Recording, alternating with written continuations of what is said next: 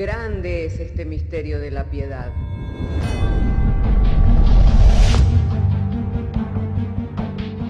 Si se destruyeran los fundamentos, ¿qué ha de hacer el justo? Porque con un solo sacrificio hizo perfecto para siempre a los santificados. Justificados por la fe, tenemos paz para con Dios. Juntamente con Él nos resucitó y nos hizo sentar en los lugares celestiales con Cristo Jesús. Fundados Y firmes en la fe, tenemos paz para con Dios. Bienaventurados los pobres en espíritu, porque de ellos es el reino de los cielos. Bienaventurados los que lloran, porque ellos recibirán consolación. Bienaventurados los mansos, porque ellos recibirán la tierra por heredad. Bienaventurados los que tienen hambre y sed de justicia, porque ellos serán saciados. Bienaventurados los misericordiosos, porque ellos alcanzarán misericordia. Bienaventurados los de limpio corazón, porque ellos verán a Dios.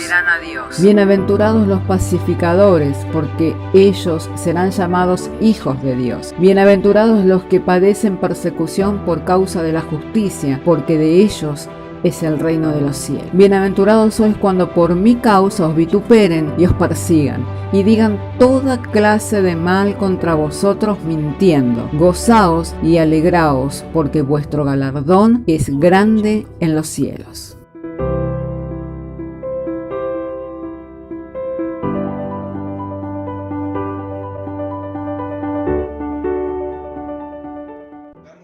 Al Señor en esta mañana. Quisiera invitarles a que abran conmigo sus Biblias en el libro de los Hechos de los Apóstoles.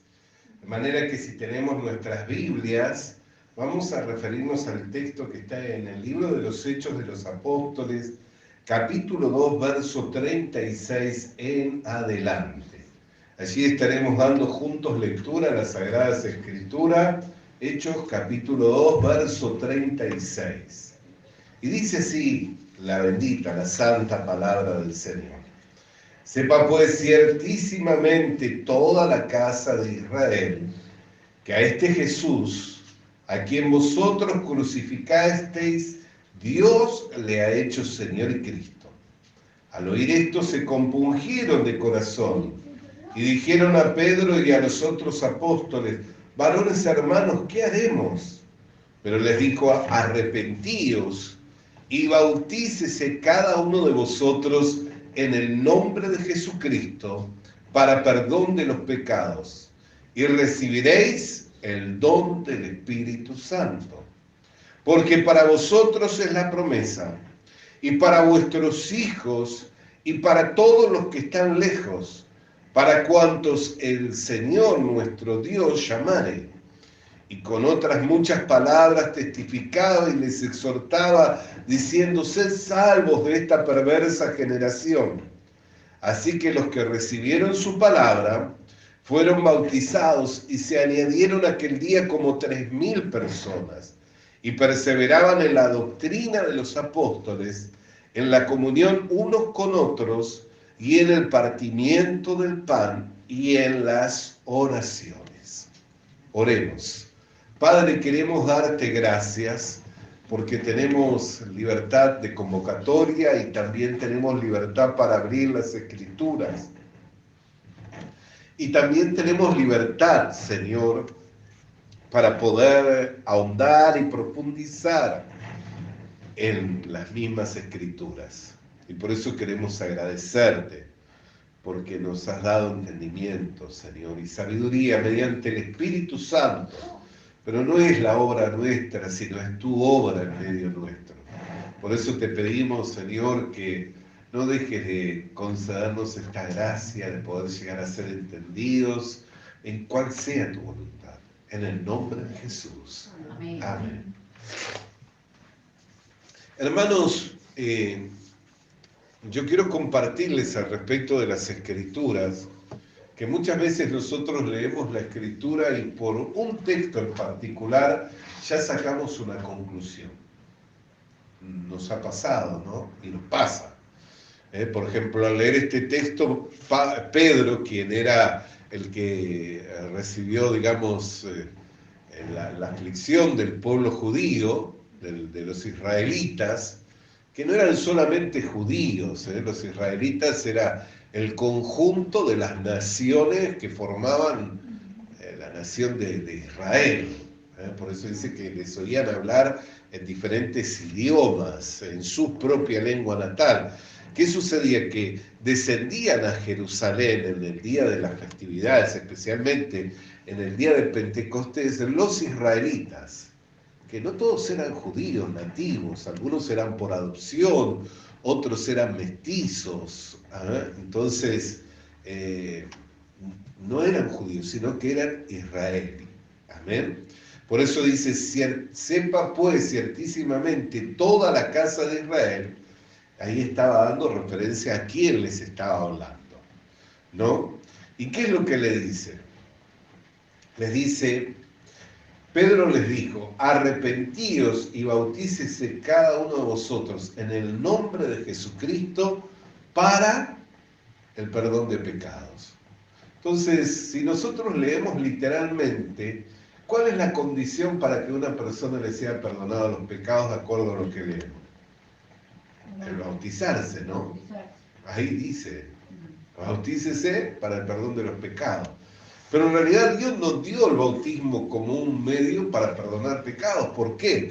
Porque el mismo apóstol Pedro luego dice, el bautismo que corresponde ahora a esto, no quita la inmundicia de la carne, sino que es la aspiración de una conciencia limpia delante de Dios. Es tomar una conciencia limpia. Amén. Entonces, por eso le digo que muchas veces nosotros leemos literalmente y decimos, para limpiar mis pecados tengo que bautizarme. No.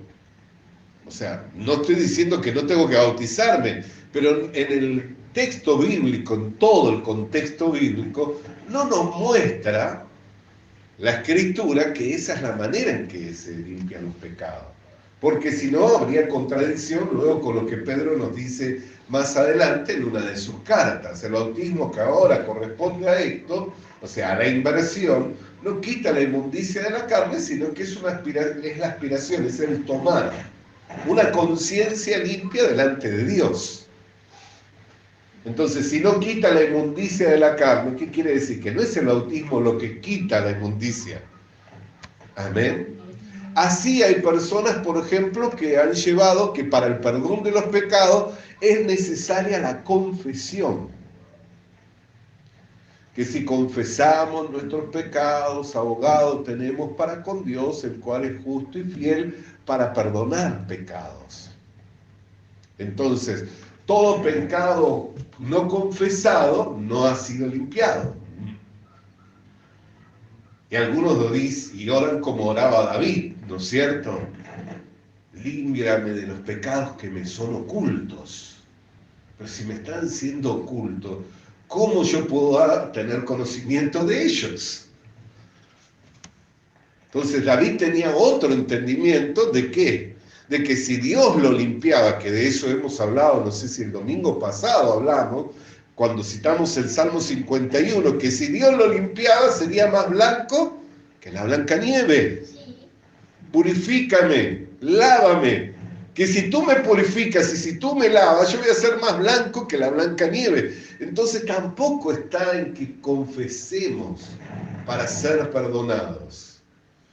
Sin embargo, hoy en muchos lugares se enseña el bautismo como un medio para el perdón de los pecados. Es más, hay personas que dicen, si no eres bautizada de la forma correcta encima, no eres salvo.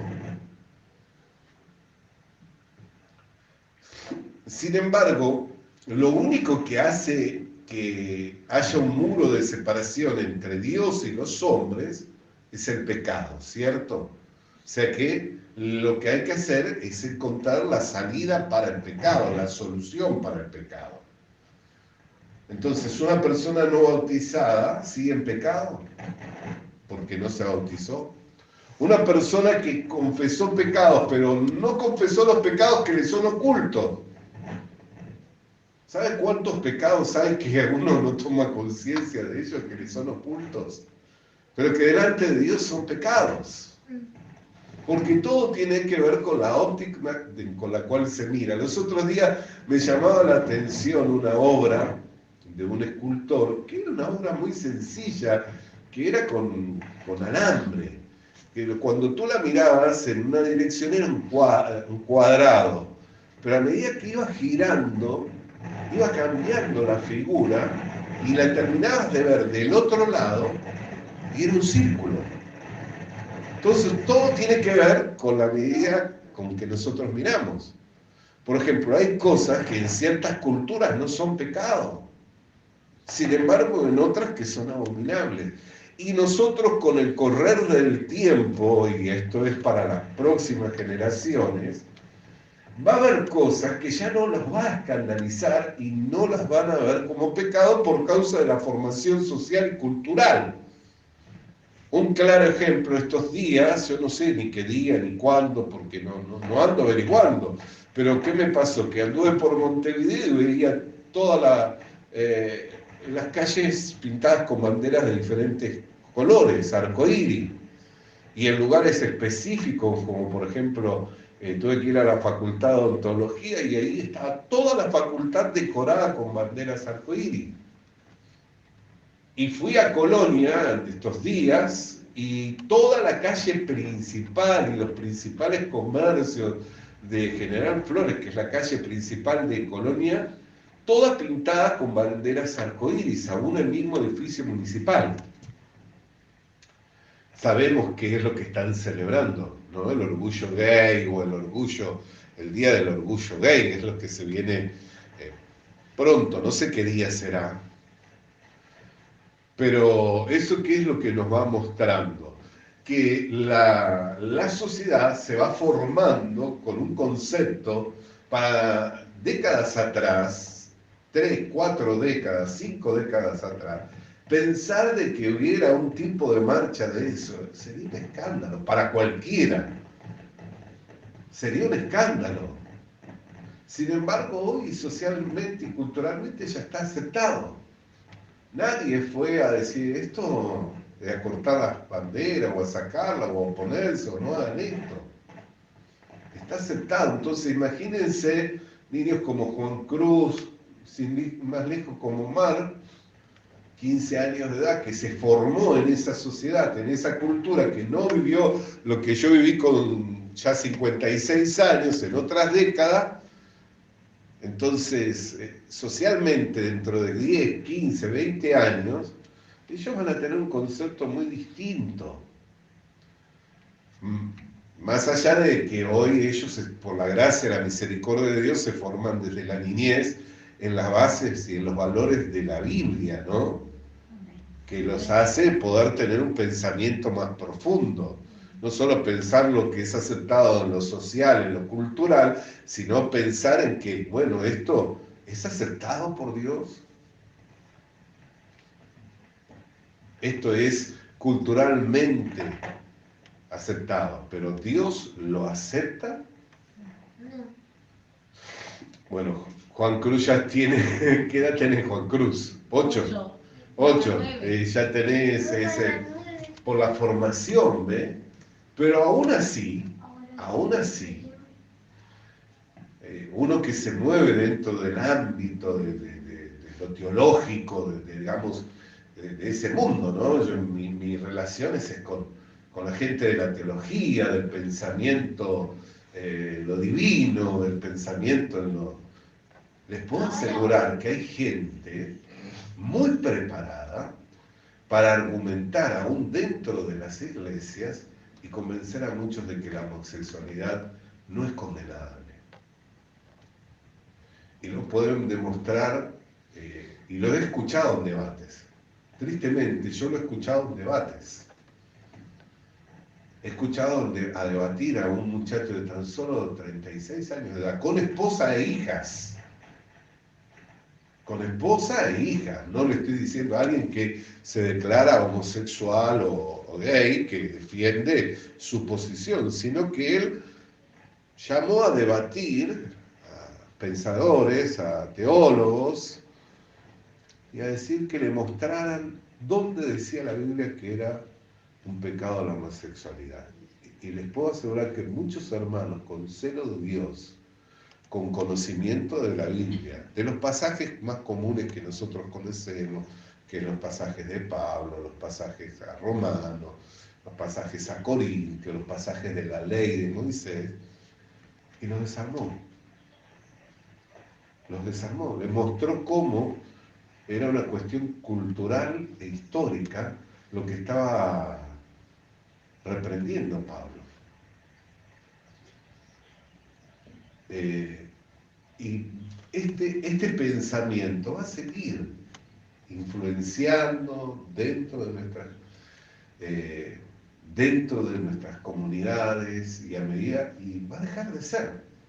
Y aceptado aún dentro de las comunidades evangélicas. Es más, a nosotros nos preside una iglesia que es la iglesia tradicional o la iglesia de la Reforma, que son esas iglesias luteranas, metodistas, ¿no?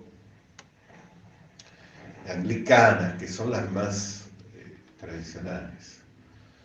Y en la iglesia metodista de Montevideo, este año, para Año Nuevo, cantó un coro gay, un coro gospel gay en la iglesia. Ya es aceptado. Es más, dentro del metodismo se han dividido dos facciones muy importantes porque hay una facción, y no son neófitos, no son hermanos improvisados, que no conocen la Biblia, sino que han tenido un desvío en su conducta sexual y a su vez tienen conocimiento bíblico para argumentar dentro de la iglesia cómo sus desvíos sexuales no son condenados por Dios. Entonces, ¿qué es el verdadero?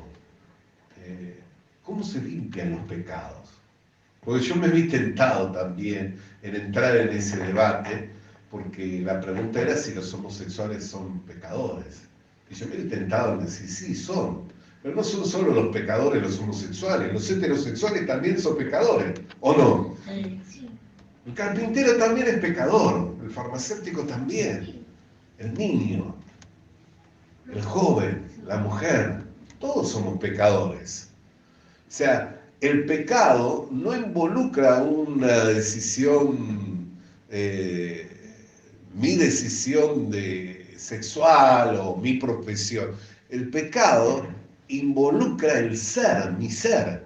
Yo fui, como dijo David, formado en pecado, y en pecado me concibió mi madre. Tiene que ver con el ser, no con el hacer. Por eso es que muchas personas confunden cómo es que Dios dio la salida. ¿Por qué? Porque se enfocan en lo que hacen y no en lo que son. ¿Por qué sabemos que David fue perdonado de sus pecados? ¿Porque lloró mucho? ¿Porque se arrepintió mucho? No, porque él conocía su ser. Él dijo, fui formado en pecado, no puedo ser otra cosa que lo que soy. Un adúltero, un homicida, un abusador de la autoridad que me fue dada, un aprovechador de situaciones. ¿Por qué? Porque fui formado en maldad y en pecado me concibió mi madre, conocía su ser. Por eso es que el pecado no tiene que ver con el hacer. Porque aún hay personas que éticamente son muy moralistas y son tanto o más pecadoras que nosotros. ¿Quién iba a condenar a una generación de fariseos, de escribas, que eran tan rigurosos en conservar la ley, en observar la ley, que diezmaban hasta de la menta, del eneldo? Usted conoce la planta de la menta, ¿no? Sí. Hay que diezmar de eso, ¿eh? Diezmaban de la menta, del eneldo, que son plantas que uno ni siquiera las siembra, crecen solas. Pero ellos eran estrictos en el cumplimiento. Es más, cuando Pablo, hoy nosotros decimos fariseo, y no hay ninguna gloria, pero cuando Pablo habló de su gloria, dijo, yo soy fariseo, hijo del fariseo. Y eso era gloria, criado a los pies de Gamaliel, que era uno de los principales eruditos de los fariseos. Eso era gloria en ese tiempo, hoy no. Entonces, ¿quién iba a decir a un hombre no entraba a ciertos lugares, ni permitía que se le acercaran cierto tipo de personas porque creían que contaminaban su ser por medio tan solo del contacto. Por eso cuando Jesús entró a la casa de un fariseo que lo invitó a cenar y vino una mujer y que derramó sobre él sus lágrimas y la voz dijo, si este fuera profeta, sabría quién es la mujer que le está tocando. Y Jesús, sabiendo lo que habría en su corazón, ¿qué es lo que le dijo? Entré a tu casa, no me diste beso, ella no deja de besarme mis pies. Entré a tu casa, no lavaste mis pies, ella no deja de enjuagarlo con sus cabellos. Y le dijo, dime tú, habían dos deudores, uno debía 1000 denarios y el otro 10.000 denarios, y los dos fueron perdonados. ¿Quién estaba más agradecido? Y al que más se le perdonó, le dijo, ¿ves? Al que más se le perdona, más ama. El pecado no tiene que ver con el hacer, sino con el ser. Nosotros nacimos, fuimos formados en maldad, nacimos en maldad, y por consecuencia somos pecadores. Por eso, si alguna vez le preguntan a usted, ¿la homosexualidad es pecado?, puede responder tranquilamente que sí. Pero también tendría que argumentar y decir, la heterosexualidad también es pecado. ¿Por qué? Porque una persona hetero que se mantuvo toda la vida junto con su esposa no deja de ser un pecador. Porque el pecado no tiene que ver con lo que yo hago, ¿me entiende? Tiene que ver con lo que soy. Por eso es que no son las prácticas como la práctica del bautismo, ni la práctica de la confesión. ¿Por qué la Iglesia Católica tiene esos cabinitas de madera que mis hijos a veces cuando los llevé me preguntaban, ¿y aquí qué pasa? ¿Por qué tiene la práctica del confesionario? Y hay gente que hoy dice, no, yo no voy a ir a contar mis pecados a una persona extraña. ¿Por qué tiene la práctica esa? Por la creencia, y esa fue inculcado aún dentro de la Iglesia Reformada, al punto tal que hoy hay mucha gente que dice que si no confiesa sus pecados, no serán perdonados. Y no es lo que yo hago. ¿Por qué? Porque si fuera lo que yo hago, entonces yo podría salvar a mi esposa o a mis hijos, ¿no? Sin embargo, la Biblia, ¿qué dice? Que uno no sabe si siquiera podrá ser salvo a su esposa ni ser salvo a sus hijos. Aunque diera mi vida en ellos, no los puedo hacer salvos.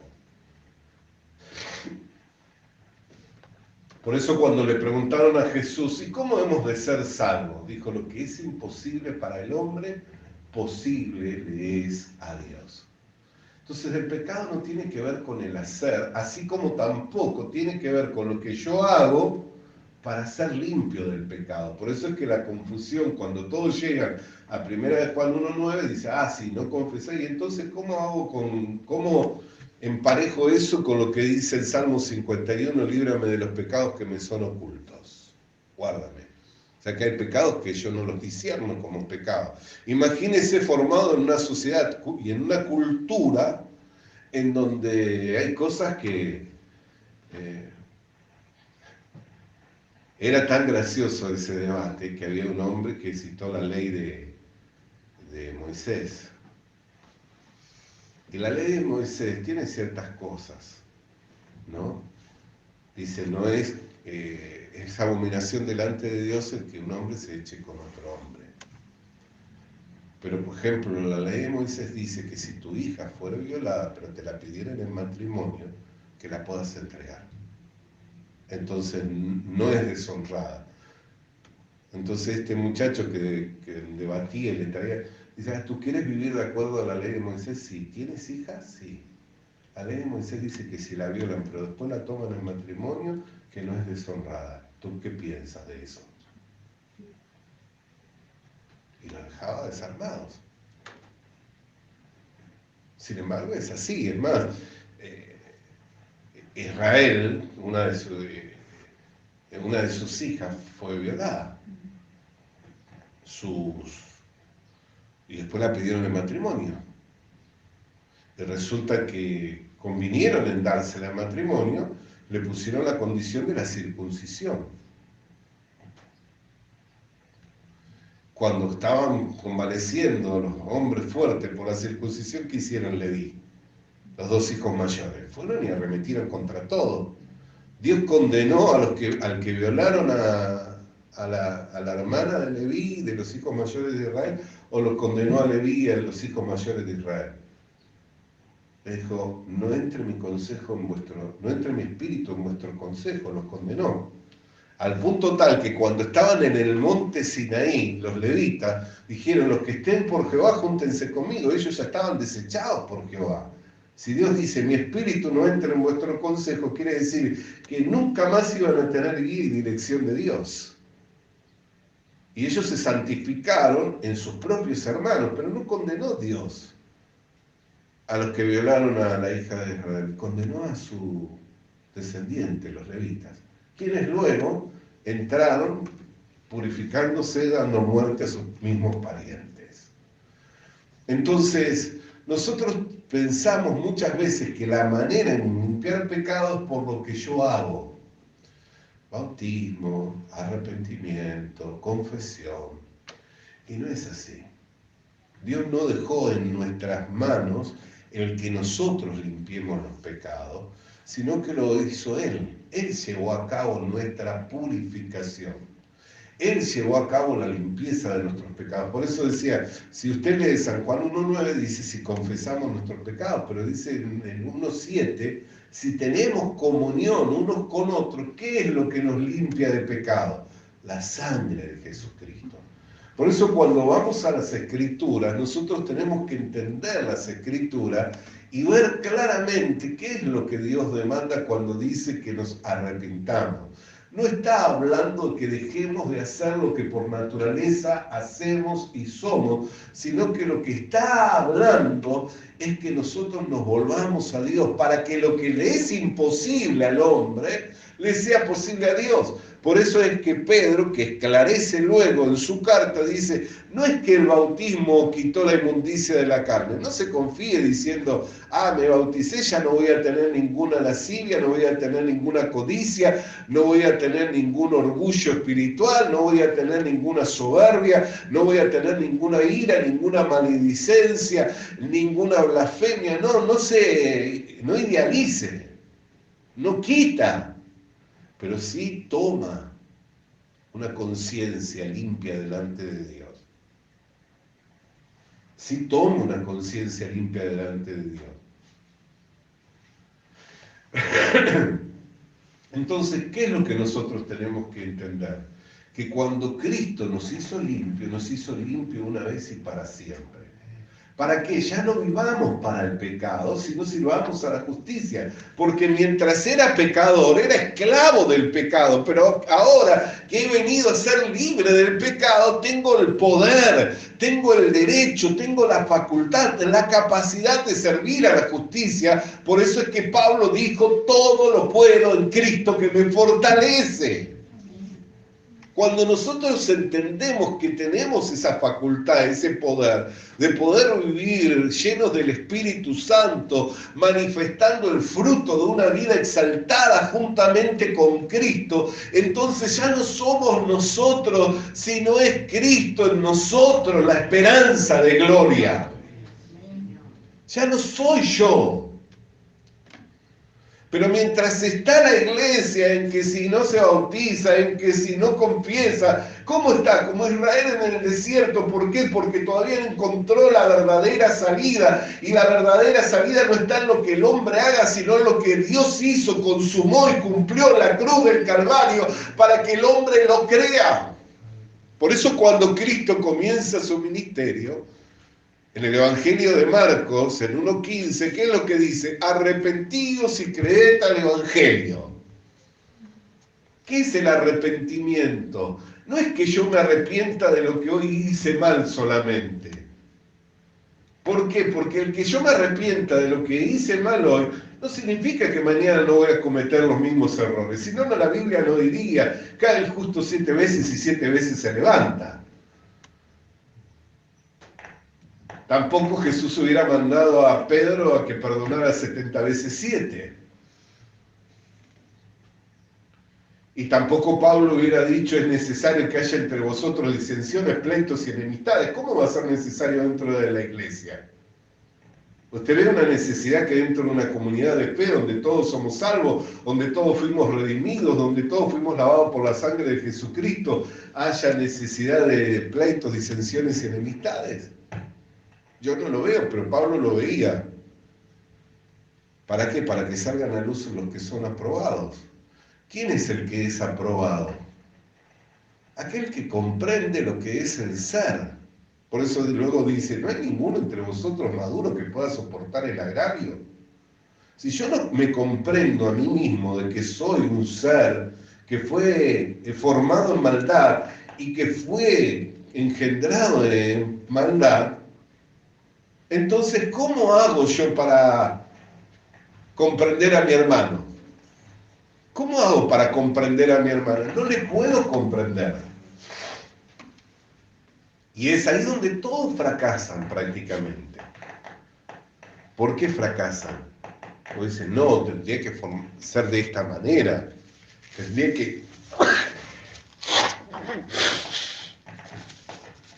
Tendría que, si va a la iglesia, comportarse de esta otra manera, y tendría que ser así, asá.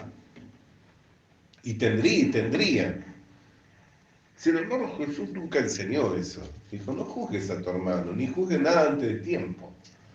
La medida con la que mides serás medido.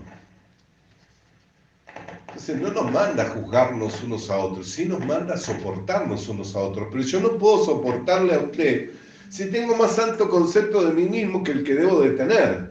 Porque, no, si yo puedo, él también tiene que poder. Si yo lo logré, él también lo tiene que lograr. Y esos son los orgullosos espirituales, que creen que han logrado algo. ¿Sabe cuánta gente de esas yo me he encontrado que me dicen, con mis rodillas, con mi oración, con mi ayuno, con orgullosos espirituales? Y no estoy diciendo que orar, que ayunar no sea una bendición, una gracia de Dios. Yo alabo y bendigo a Dios cuando Él me llama a esa comunión íntima. Alabo y bendigo a Dios, y es más, hay veces que hasta me he encontrado en reuniones y mi cabeza ha volado, y en reuniones espirituales, y mi cabeza ha volado para otro lado. Y tengo que rogarle a Dios, Señor, sujeta mis pensamientos, permíteme que siga pensando y concentrándome en lo que estoy recibiendo, porque tu iglesia es la que está reunida, y tú dijiste por medio de tu palabra que cuando tu pueblo está reunido, ahí tú envías salvación y vida eterna. Tú estás enviando la gracia, pero mi cabeza está yendo para otro lado, mis pensamientos están acudiendo para otro lado. No puedo concentrarme, no puedo pensar, no puedo fijar mi mente en ti. Y por la gracia y la misericordia de Dios, Dios sujeta mis pensamientos. Por eso es que la Biblia es clara, dice, nuestras armas no son carnales, sino poderosas en Dios. ¿Para qué? Para destruir ese tipo de fortaleza que se van formando en nuestra mente y llevar cautivo todo pensamiento a la obediencia de Cristo. Sin embargo, hay gente que no se da cuenta. Dice, no, mis rodillas, mi ayuno, mi oración, si no fuera, altivos espirituales. Esos son los que más juzgan, los que más condenan y los que más errores cometen. Los que más juzgan, los que más condenan, los que más errores cometen. Y a veces ni cuenta se dan. Entonces, Dios no dejó en nuestras manos, en nuestro hacer, el limpiar los pecados. Lo hizo y lo consumó por medio de Jesucristo. Ahora, ¿por qué nosotros podemos vivir una vida sin pecado? Por la aspiración.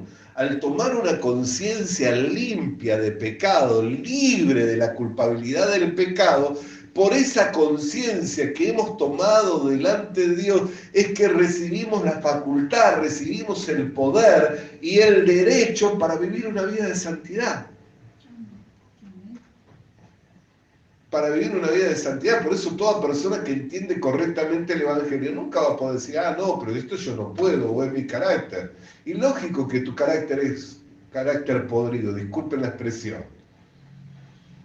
Y lógico que sos una persona de mal carácter. ¿Cómo no vas a ser una persona de mal carácter si te formaste en maldad y fuiste creado en el pecado? Pero nunca se dice por medio del Evangelio que eres tú el que tiene que poder, sino que es Cristo en nosotros. Cristo en nosotros, poder de Dios, sabiduría de Dios, fortaleza de Dios. Entonces, cuando empezamos a confiar en la obra de Cristo y a descansar en Jesucristo, por eso el autor de los Hebreos dice, no siendo que estando abierto el día de reposo, seáis como Israel que por la incredulidad no entró, sin embargo a Israel le fue dado el día de reposo en el desierto. ¿Y cómo que no entraron? Porque había otro día, el cual se refería a Jesucristo, que es nuestro verdadero reposo. Por eso cuando lo vieron a los discípulos de Jesucristo espigando en día de reposo, le dijeron, ¿qué hacen tus discípulos espigando? Y Jesús les dijo, no, ¿no has leído cuando David tomó de los panes de la propiciación que no les son dados a comer a él? Pero porque tenía hambre, si conociera lo que es misericordia, que y no sacrificio, entonces entenderías que eran hombres altivos espirituales, hombres que hacían y hacían y hacían, y el hacer les hacía ser tan orgullosos que cualquier cosa condenaban, juzgaban y criticaban. Pero cuando tú conoces tu verdadero ser, y cuando conoces profundamente la obra del Evangelio, la obra de Jesucristo, te das cuenta que no tuviste nada que ver tú con la limpieza de los pecados. ¿O fue tu sangre la que se derramó en el Calvario? Fue la de Cristo, ¿no es cierto? ¿O vos viviste 33 años en justicia para que la justicia de Cristo te fuera imputada como tu justicia? Cumpliendo con toda la ley de Dios y obedeciendo a Dios en todo hasta la muerte y muerte de cruz. No lo hiciste, ¿no? Yo tampoco. Yo no lo hice. Pero Cristo lo hizo, se hizo obediente a Dios en todo, sirvió a la humanidad tomando la forma de un hombre y obedeció a Dios hasta la muerte y muerte de la cruz. O sea que obedeció en todo. ¿Qué te puede demandar Dios más importante que morir por él? Y se lo demandó y él fue. Por eso dice que endureció su rostro como un pedernal y menospreció el oprobio de la cruz, cargando sobre sí el oprobio y la vergüenza, sabiendo que habría de llevar muchos hijos a la gloria. Él entendía lo que estaba pasando ahí. Entonces no se negó, fue. Pero como vivió en justicia, cumpliendo y obedeciendo en todo la ley de Dios, cuando Él desciende a las profundidades, ¿qué hace Dios? Pues no voy a dejar que el santo vea corrupción. Es injusto que un hombre santo fuera denigrado en el infierno. Era una injusticia. Así que, ¿qué hizo? Envió el Espíritu Santo y lo levantó como primicia de una nueva creación, que ya no vive por la sangre, sino por el poder de Dios que le levantó de entre los muertos, por el poder del Espíritu Santo. Por eso que esta carne y esta sangre no heredan el reino de Dios, no heredan. No hay nada en que usted y yo podamos hacer en este cuerpo de carne por el cual podamos merecer o heredar el reino de Dios. Por eso Jesucristo dijo, el reino de Dios ha llegado a vosotros, arrepentidos y creed al Evangelio. El Evangelio no enseña que el hombre tiene que hacer para ser salvo. Eso enseña la ley de Moisés.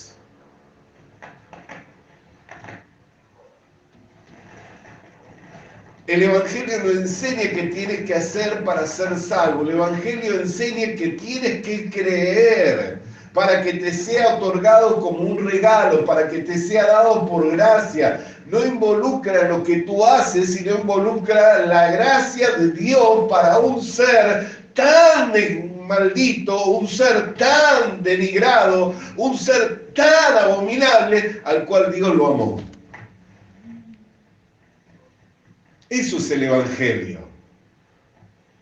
Es más, el oír esa noticia, conociendo nuestro ser, nos tiene que llevar a desbordar de gozo, a desbordar de alegría, entendiendo que lo que para mí me era imposible, Dios lo hizo posible mediante la entrega y el sacrificio del unigénito Hijo de Dios. Por eso vuelvo al principio, hay pasajes de la Biblia que a los cristianos los ha confundido y el diablo se ha encargado de que se divulguen. Parece que esas verdades se divulgan mucho más dentro de las congregaciones que la verdad de Dios. Porque usted va a encontrar en un montón de reuniones, líbrame de los pecados que me son ocultos, y si no confiesas tus pecados no será. Usted piensa que para quien ya saldó la cuenta, quien ya lavó los pecados, quien ya arrojó los pecados hacia atrás, hacia el fondo de la mar, quien ya limpió el acta de los decretos que le era contrario, ¿le agrada que usted le confiese todavía que está siendo pecador? Pensemos eso. ¿Le agradará a Dios que yo confiese que todavía sigo siendo un pecador si Cristo ya pagó por ese pecado? ¿O no sería más agradable decirle a Dios, Dios, gracias? Dios, gracias porque lo que me era imposible a mí por mi naturaleza entregada al pecado, lo hiciste posible por medio del Salvador, por medio de Jesucristo. Por eso hay personas que dicen, no, pero ¿cómo vas a decir que sos justo? ¿Cómo vas a decir que sos santo? ¿Sos un orgulloso? No, hermano, orgulloso es el que todavía se confiesa pecador cuando Dios ya saldó la cuenta. ¿Por qué? Porque levanta más su idea de lo que... levanta mucho más en su corazón su pensamiento que la verdad de Dios. Y ni siquiera los profetas decían eso. O sea, todo hombre mentiroso, mas Dios permanezca siendo veraz. Entonces, si Dios dice que me limpió, soy limpio. Y hay pasajes de la Biblia, vuelvo a ello, que si nosotros lo leemos fuera del contexto, se convierten en una doctrina. Es más, le puedo asegurar que hay toda la estructura religiosa que se llaman los unitaristas, los que hoy se conocen como solo Jesús, que están prácticamente en todo el mundo y que han proliferado muchísimo, que agarran a los cristianos evangélicos y le dicen, usted no es salvo. ¿Cómo que no soy salvo? Sí, no es salvo. ¿Sabe por qué no es salvo?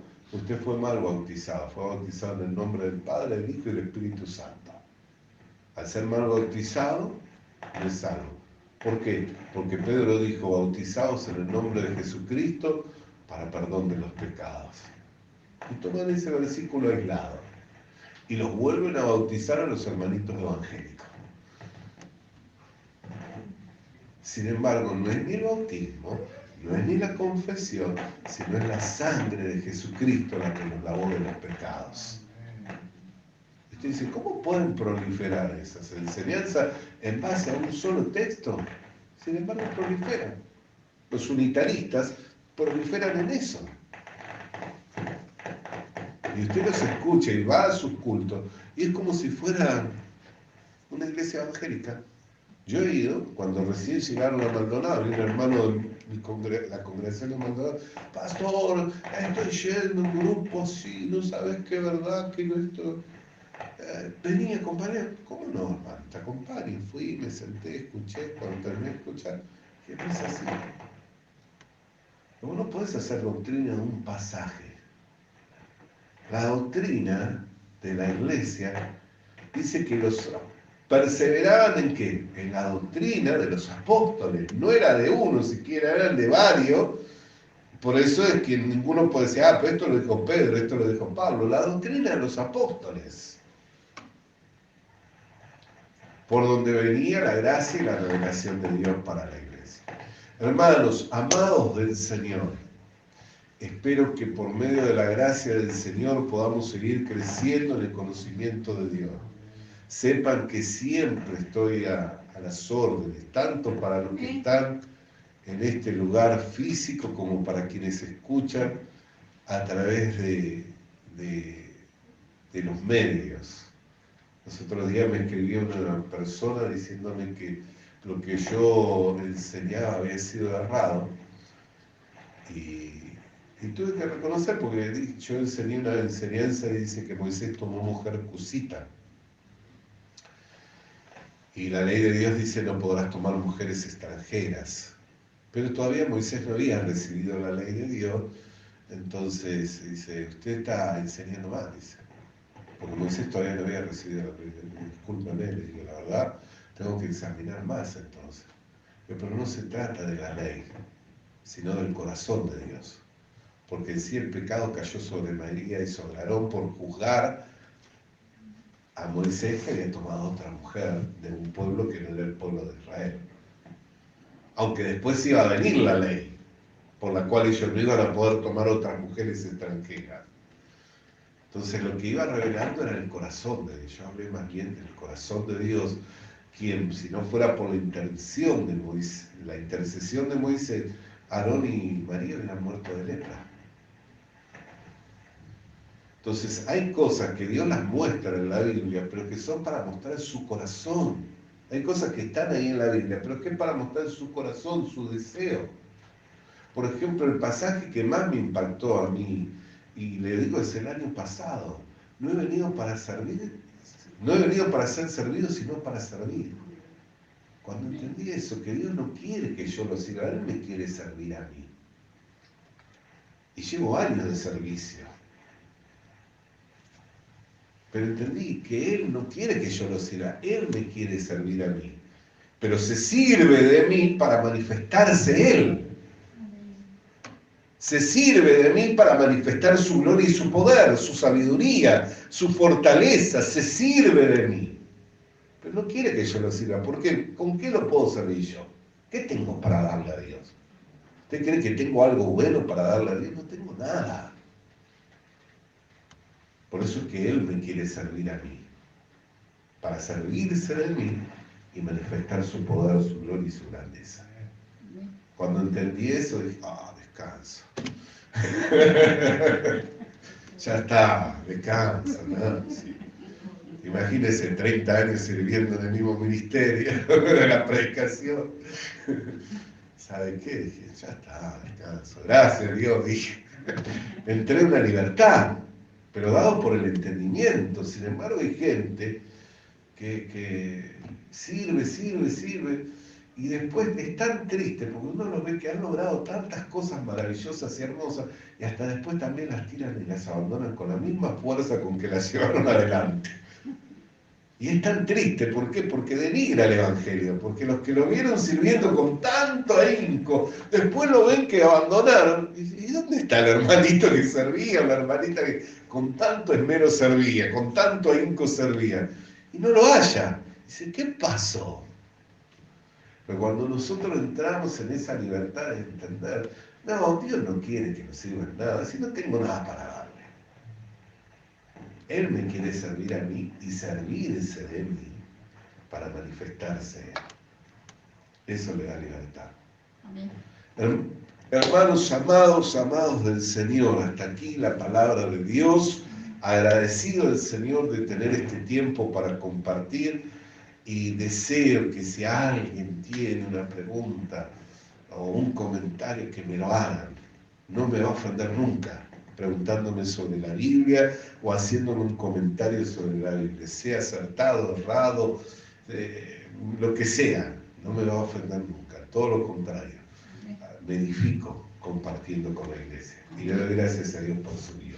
Padre, hasta aquí hemos compartido tu palabra por más de 40 minutos, hemos estado hablando de las Escrituras, compartiendo para llegar a tener una comprensión de cómo fueron lavados nuestros pecados, que no es por el hacer, sino por la obra consumada de Jesucristo en la cruz del Calvario, ya que nunca dejarías esta obra tan importante de lavar los pecados en las manos de hombres incompetentes, en las manos de hombres ineficientes, en las manos de hombres inconstantes en todos sus caminos, sino que la llevarías a cabo por medio de tu poder, a través de tu Hijo escogido, amado, y la consumación consumaste en la cruz del Calvario para que hoy fuera anunciada por la predicación del Evangelio, para que los hombres creyeran al Evangelio y por medio del creer recibieran la limpieza de los pecados y el don de esta vida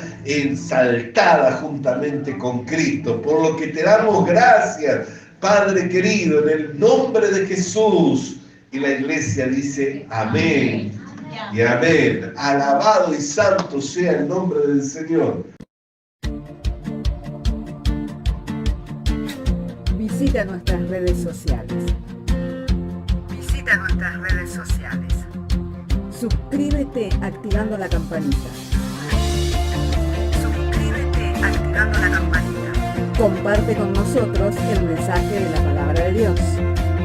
Comparte con nosotros el mensaje de la palabra de Dios.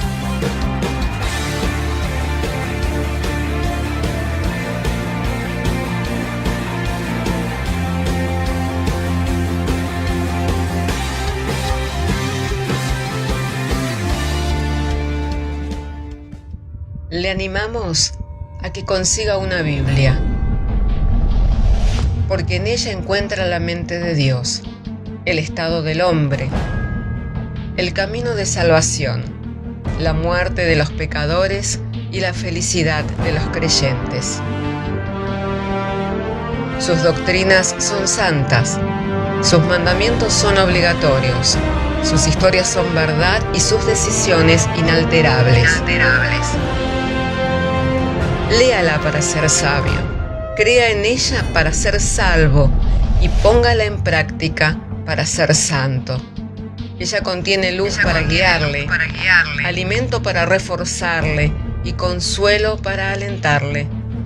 La Biblia es el mapa del viajero, el bastón del peregrino, la brújula del piloto, la espada del soldado y la carta del cristiano.